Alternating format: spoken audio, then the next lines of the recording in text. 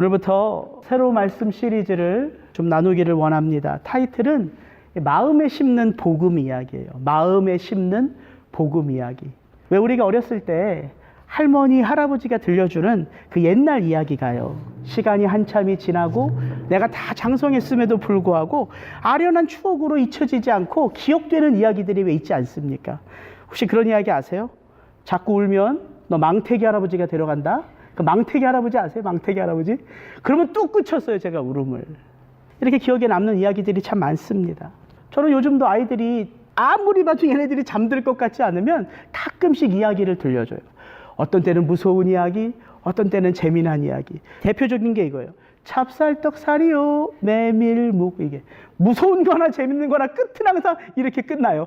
야, 누가 딱 너를 딱 잡았어. 확 고개를 들어. 찹쌀떡 사리요, 메밀묵. 이러면 애들이 한참 울었다가 어느덧 잠이 들어요. 문득 그런 생각을 해봤습니다. 복음서를 통하여 성경이 우리에게 들려주는 이 예수의 이야기들도 그렇게 저와 여러분의 마음속에 우리를 살려내는 생명의 복음으로 새겨지고 기억되어지면 참 좋겠다. 그래서 마음에 심는 복음 이야기예요. 특별히 저는 이 시리즈를 요한복음에 나와 있는 예수님의 표적과 예수님의 말씀을 중심으로 좀 구성을 하려고 합니다. 그 이유는 사도 요한이 성령의 감동하심을 받아 이 요한복음을 기록할 때에 그는 다른 것이 아닌 오직 이거 하나에 포커스를 맞춰서 이 요한복음을 기록합니다. 이렇게 고백해요. 그게 뭐냐면 요한복음 20장 31절 말씀입니다. 오직 이것을 기록함은 너희로 예수께서 하나님의 아들 그리스도이심을 믿게 하려 하며 또 너희로 믿고 그 이름을 힘입어 생명을 얻게 하려 함이니라. 여러분, 여기서 말하는 생명이란 영원한 생명. 그래서 영원한 생명을 힘입어서 살아간다는 것은 그 능력 안에서 살아간다는 거거든요. 영생이 그거잖아요. 여러분, 성경에 영생을 어떻게 표현하냐면 이렇게 표현해요. 요한복음 17장 3절인데요. 영생은 곧 유일하신 참 하나님과 그의 보내신 자 예수 그리스도를 아는 것이니이다. 우리가 영생하면 영원한 삶, 이게 시간의 개념으로 많이 이해하는데 예수님은 영생을 시간의 개념으로 말씀하지 않으셨어요. 영원히 살아가는 건요, 다 영원히 살아가요. 이 땅에 육신을 입고 태어난 자는요, 다 영원히 존재합니다. 천국에서 영원히 존재하거나 지옥에서 영원히 존재해요. 그러니까 영생은 시간의 관점이 있는 것이 아니라 뭐에 초점이 있냐면 누구와 그 영원한 삶을 살아가느냐예요.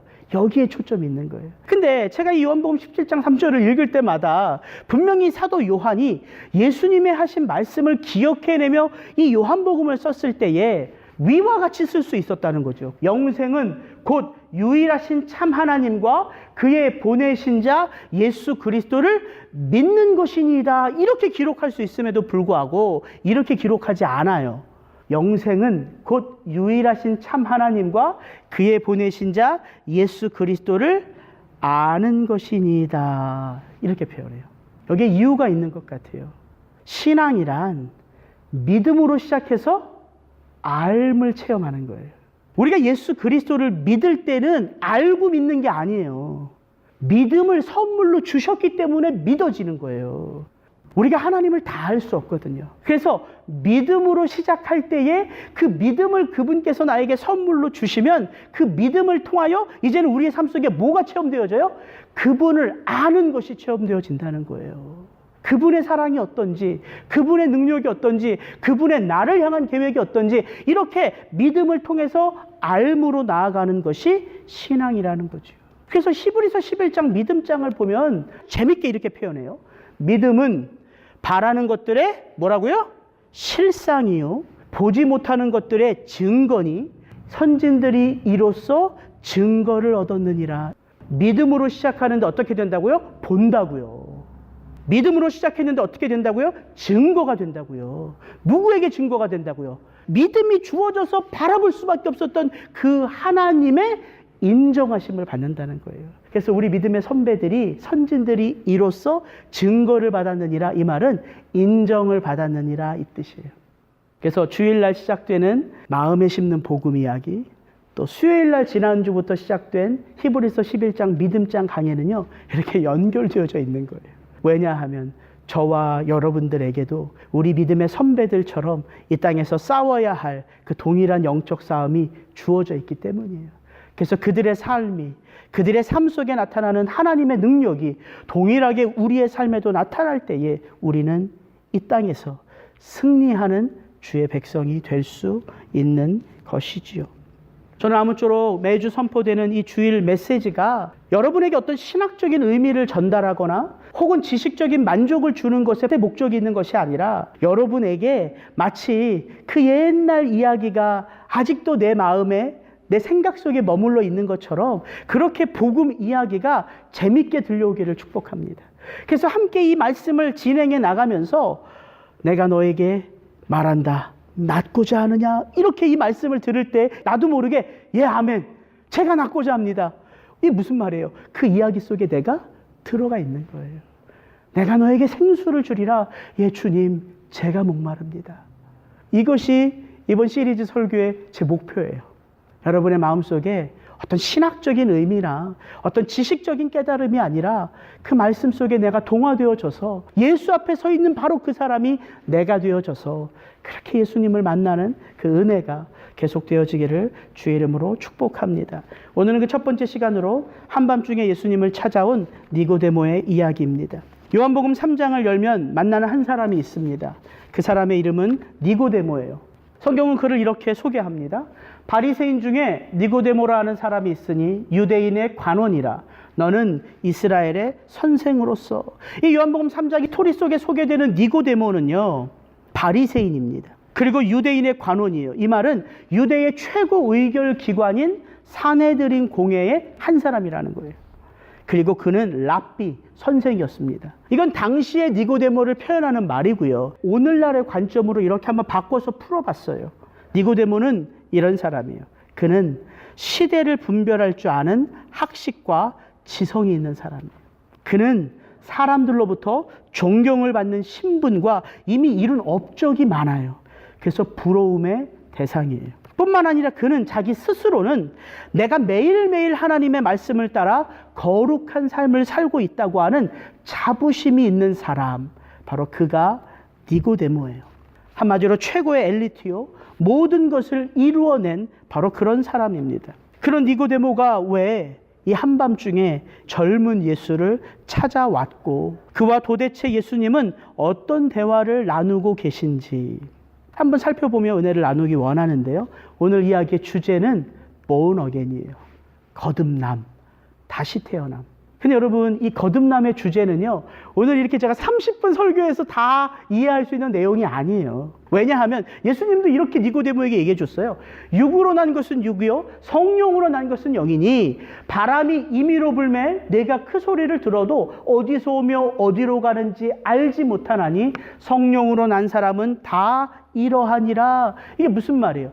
born again이란 이렇게 네가 육신으로 태어난 것을 말하는 게 아니라 성령으로 태어나는 것을 말하며, 그 성령으로 태어났다는 의미는 마치 네가 바람이 불면 그 바람의 소리를 듣고 그 바람을 맞아서 시원하다고 느낄 수 있지만 그 바람이 어디서부터 와서 어디로 가는지는 알지 못하는 것과 똑같다. 이게 born again이에요. 거듭남. 우리가 다 이해할 수 없다는 거예요. 근데 우리가 뭘 체험해요? 내가 거듭나서 하나님의 은혜 가운데 그분과 함께 살아가고 있는 그 체험은 거듭난 자는 경험할 수 있다는 거예요. 그래서 저는 오늘 이 거듭남의 실체가 무엇인지를 파악하는 데 목적이 있는 게 아니라 이 거듭남이라는 단어를 딱 들었을 때 내 속에 무엇이 떠오를까, 그것들을 한번 좀 살펴봤으면 좋겠어요. 이 설교를 다 듣고 여러분과 제 마음속에 거듭남 그러면 아, 그렇지, 거듭남은 이거지, 이렇게 여러분의 마음을 덮는 그 한 가지를 좀 나눠보고 싶습니다. 오늘 말씀 2절부터 5절을 좀 길지만 제가 한번 읽어드릴게요. 그가 밤에 예수께 와서 가로되 랍비여, 우리가 당신은 하나님께로서 오신 선생인 줄 아나이다. 하나님이 함께 하시지 아니하시면 당신의 행하시는 이 표적을 아무라도 할 수 없음이니이다. 예수께서 대답하여 가라사대 진실로 진실로 내게 이르노니 사람이 거듭나지 아니하면 하나님 나라를 볼 수 없느니라. 니고데모가 가로되 사람이 늙으면 어떻게 날 수 있삼나이까? 두 번째 모태에 들어갔다가 날 수 있삼나이까? 예수께서 대답하시되 진실로 진실로 내게 이르노니 사람이 물과 성령으로 나지 아니하면 하나님 나라에 들어갈 수 없느니라. 왜 거듭나야 한다고 예수님 말씀하세요? 거듭나지 않으면 하나님 나라를 볼 수 없기 때문이에요. 거듭나지 않으면 하나님 나라에 들어갈 수도 없기 때문이에요. 여러분, 이게 거듭남이에요. 우리가 거듭나야지만 하나님의 나라, 하나님의 통치와 다스림 안에서 그 하나님의 인도하심과 보호하심과 이끌어주심을 체험할 수 있다는 거예요. 그렇기 때문에 너는 반드시 거듭나야 한다, 이렇게 말씀하신 거예요. 그런데 거듭난 우리야, 그렇지, 내가 거듭났기 때문에 하나님을 예배할 수 있지, 내가 거듭났기 때문에 하나님의 인도와 보호심 아래 있지라고 생각해서 거듭남이 크게 우리에겐 어려운 개념은 아닐 것 같아요. 그 의미를 잘 몰라도 신학적으로. 그런데 세상의 사람들은 어떨까요? 너 거듭나야지만 하나님을 볼 수 있어. 너 다시 태어나야지만 하나님의 나라에 들어갈 수 있어. 전혀 하나님과 상관없는 이 세상 사람들은 그 이야기를 들을 때 어떤 반응이 있을까요? 이런 반응 아닐까요? 왜 내가 그 하나님의 나라를 봐야 돼? 왜 내가 굳이 그 나라에 들어가야 돼? 그분의 그 통치와 다스림과 인도하심과 보호하심을 내가 꼭 왜 체험해야 돼? 여러분, 이게 세상의 반응 아닐까요? 이게 자연스러운 반응이라고요. 난 지금도 충분히 만족해. 이런 사람 있을 수 있어요. 복음 없이도, 예수 없이도, 하나님 나라 없이도 난 충분히 지금 기뻐. 이럴 수 있어요. 또 어떤 사람의 반응 이럴 수 있어요. 난 지금의 삶도 너무 버거워. 하루하루 살아가는 것도 버거운데 내가 굳이 하나님의 나라, 그분의 통치, 다스림, 이건 나에겐 너무 사치야. 세상에 이렇게 두 부류의 사람들이 존재할 수 있어요. 그래서 요한이 이 복음서를 기록하는 목적을 우리가 다시 생각해 봐야 돼요. 오직 이것을 기록함은 너희로 예수께서 하나님의 아들 그리스도이심을 믿게 하려 함이라. 이게 요한복음을 기록한 목적이에요. 여기서 말하는 너희는 누굴까요? 저 복수입니다. 너희들로 하여금 반드시 하나님의 아들 그리스도를 믿고 그 능력 안에서 살기를 내가 원해서 이것을 다 기록했어. 너희. 요한복음을 기록한 목적이 바로 이 너희들이 누구인지를 보여주는 거예요. 그래서 오늘 이 3장의 니고데모의 스토리는 이 스토리 자체만도 의미가 있지만 지금 사도 요한이 어떻게 요한복음을 지금 구성하고 있는지를 우리가 큰 틀 안에서 보면 이 너희를 지금 밝히고 있음을 알 수가 있어요. 너희. 요한복음 1장이 어떻게 시작되냐면 이렇게 시작해요. 말씀이 육신이 되어 오신 예수님. 그리고 요한복음 1장의 중간에는 어떤 걸 소개하냐면 세례 요한의 세례를 받고 그 예수님이 하나님의 어린 양으로 세상에 드러나요. 말씀이신 예수님이 오셨고 세례 요한의 세례를 통하여 세상에 드러나셨고 그 다음에 1장의 말미에 제자들 몇을 불러요. 베드로와 요한과 안드레와 빌립과 나다나엘. 그리고 2장을 넘어가면 2장의 첫 번째 뭐가 나오냐면 예수님의 첫 번째 표적이 나와요. 혼인잔치에서의 첫 표적. 물을 포도주로 바꿔주시는 것. 근데 그 끝에 결론을 요한은 어떻게 기록하냐면 이로써 제자들이 예수를 믿더라.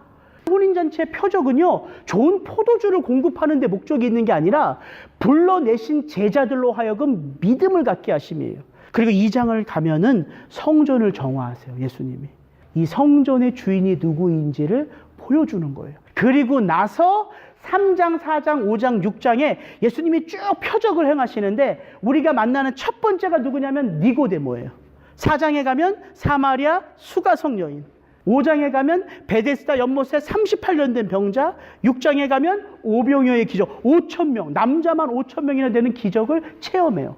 제가 이 요한이 구성하는 이 흐름을 쭉 볼 때 3장, 4장, 5장, 6장은 뭘 말하냐면 너희 그 하나님의 아들 예수 그리스도를 믿고 그분 안에서 영생을 살아야 할 이 너희가 누구인지를 요한이 너무 자세하게 보여주는 거예요. 니고데모 어떤 사람이에요? 니고데모 모두가 부러워하는 사람이에요. 시대를 분별할 줄 아는 지성이 있어요.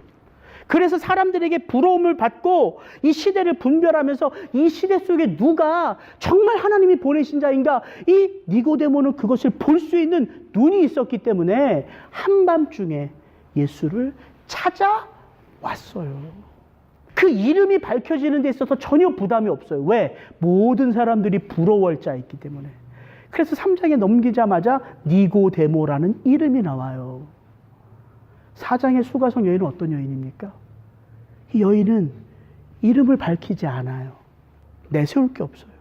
어떻게 보면 사마리아 땅에 사는 여인이기 때문이기도 해요. 이 여인은요, 도덕적으로도 완전하지 못해요.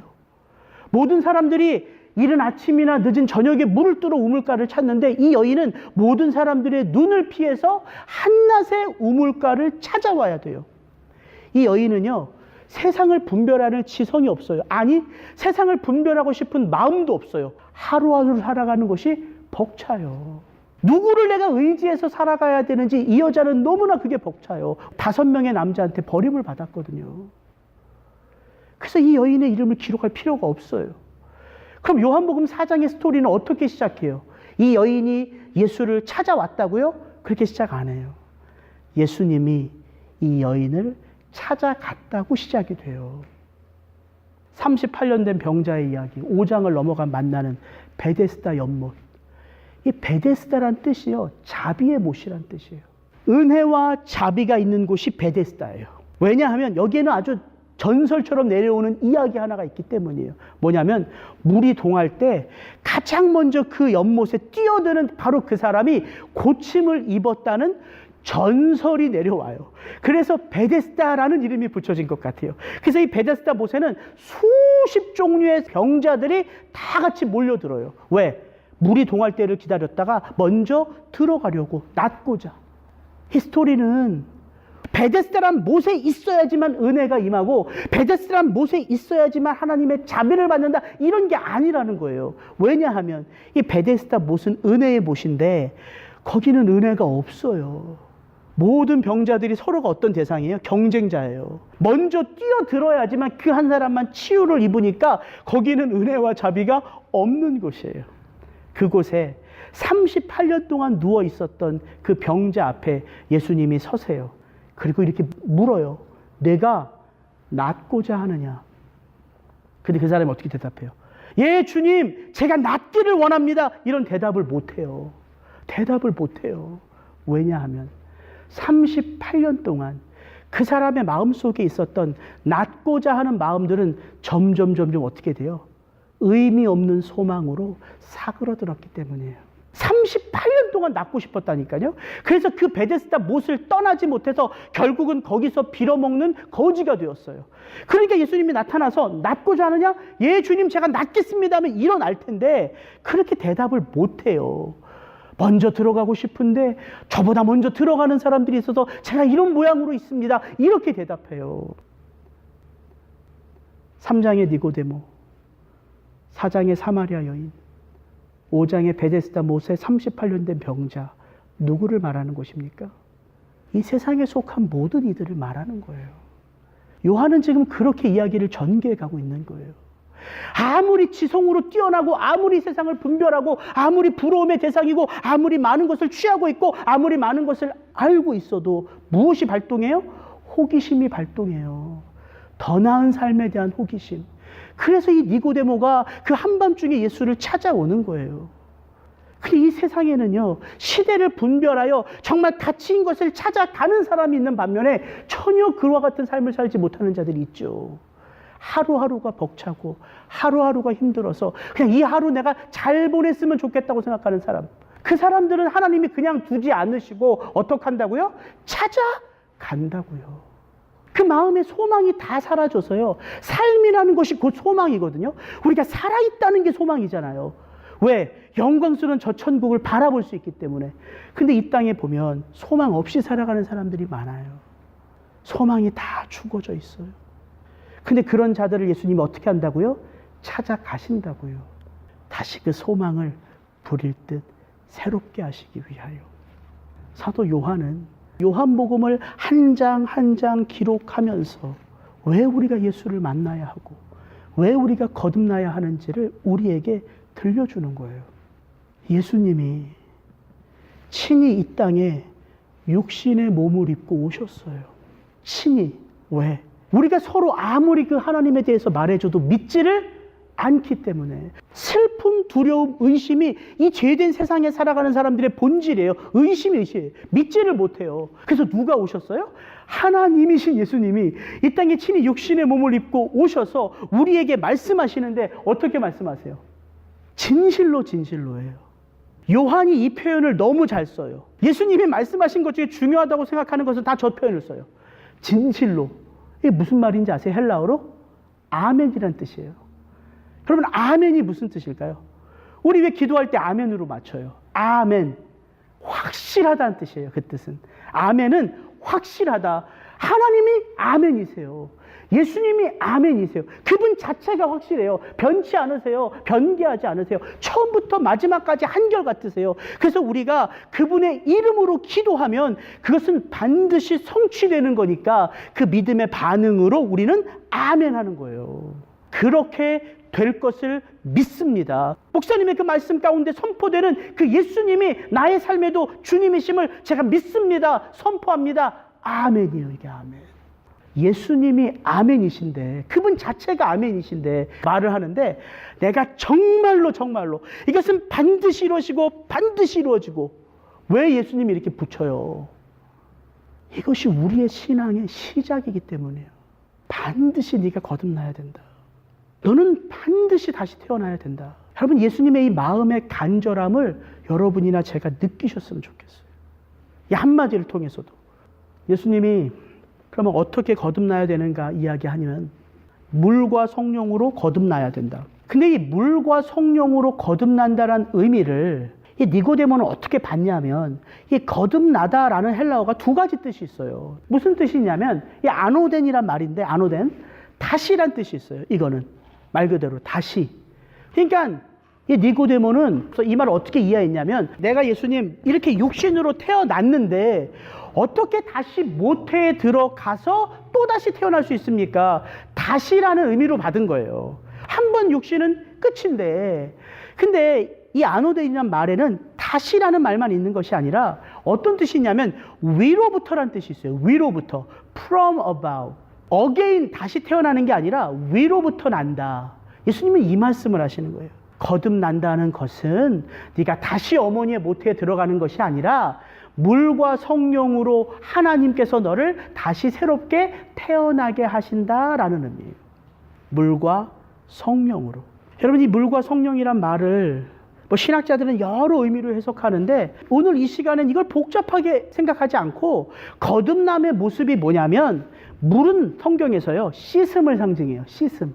정결하게 하는 정결 예식. 이게 물이에요, 물. 그래서 말씀도 물의 역할을 하죠. 씻음의 역할을 해요. 말씀이 우리 속에 들어오면 죄가 드러나고 죄가 씻겨져요. 그러니까 이 물은 씻음. 우리가 거듭난다는 것은 우리의 모든 죄가 씻기워지고 성령으로 살아간다는 거예요. 더는 내 지성과 내 능력으로 살아가는 것이 아니라 성령으로 살아가는 존재로 바뀌어진다는 거예요. 그래서 거듭남의 특징을 말씀하시는 거예요. 네가 거듭나면 너의 모든 죄가 씻겨지고 이제 너는 너로 살아가는 존재가 아니라 하나님의 영인 성령으로 살아가는 존재가 된다, 이거예요. 그래서 지난 부활절 설교 때 그 죄 가운데 있는 이 세상에 예수님이 부활하신 몸으로 나타나셔서 무엇을 선물로 주셨어요? 평강과 성령이었잖아요.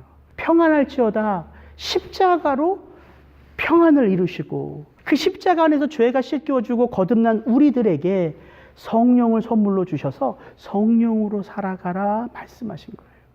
그게 거듭남이에요. 그래서 이것을 요한은 이렇게도 받아요. 요한복음 1장 12절 13절 같이 한번 읽겠습니다. 영접하는 자 곧 그 이름을 믿는 자들에게는 하나님의 자녀가 되는 권세를 주셨으니 이는 혈통으로나 육정으로나 사람의 뜻으로 나지 아니하고 오직 하나님께로서 난 자들이니라. 이게 거듭남의 의미예요. 출심 가문 때문에 거듭나는 거 아니에요. 내 마음속에 거듭나고 싶다고 해서 거듭나는 거 아니에요. 욕정으로. 내 마음에 소망이 있다고 해서 거듭나는 거 아니에요. 우리가 계획을 세워서 거듭나지는 거 아니에요. 혈통으로나 욕정으로나 사람의 뜻으로 나지 아니하고 거듭나는 것은 위로부터 나는 거예요. 위로부터 오는 거예요. 그래서 그게 선물인 거예요. 선물. 디도서에서는 이걸 이렇게 풀어요. 우리를 구원하시되 우리의 행한 바 의로운 행위로 말미암지 아니하고 오직 그의 긍휼하심을 쫓아 중생의 씻음, 물의 씻음과 성령의 새롭게 하심으로 나셨나니. 여러분, 이 하나님의 이 말씀이 우리에겐 얼마나 힘이 되는지 아세요? 세상적인 관점으로 보면 니고데모와 수가성 여인은요, 비교할 수 없는 갭을 가지고 있는 존재예요. 그러나 예수님의 눈으로 보면 이 두 사람은 어떤 존재예요? 똑같은 존재예요. 거듭나야 할 똑같은 존재. 그래서 그 예수님을 원망할 필요가 없는 거예요. 그분이 나를 거듭나야 할 대상으로 봐주시는 게 은혜이기 때문이에요. 여러분, 이게 은혜예요. 저는 오늘 이 거듭남의 설교를 들으시고 여러분 마음속에 이것 한 가지가 꼭 새겨졌으면 좋겠어요. 거듭남이란 다른 의미가 아니에요. 나라는 존재가 하나님이 기억하신 자라는 의미예요. 나라는 존재가 하나님이 사랑하시는 자라는 거예요. 나라는 존재가 하나님이 축복하셔서 당신과 함께 하고자 어둠 가운데서 빛으로 불러내신 존재라는 거예요. 이 외에 어떤 의미로 거듭남을 설명할 수 있겠어요? 여러분이 이 거듭남을 잘 분석해서 거듭나지는 게 아니에요. 하나님이 여러분을 기억하시고 하나님이 여러분을 사랑하셔서 하나님이 친히 여러분의 삶의 자리에 찾아오셔서 그 어둠 가운데 빛으로 불러내셨기 때문에 내가 거듭남의 삶을 살아가고 있는 거예요. 그래서 저는 오늘 이 순간 우리 가운데 누구의 마음속에 이 거듭남의 소망이 있었으면 좋겠어요. 거듭남의 소망. 또 하나, 우리 가운데 이미 거듭남의 삶을 살아가는 분들에게는 그 가치와 의미를 마음에 깊이 새기며 매일매일을 누리셨으면 좋겠어요. 왜냐하면 이 이야기를 다 듣는 니고데모의 반응이 뭐냐면 이렇게 나와요.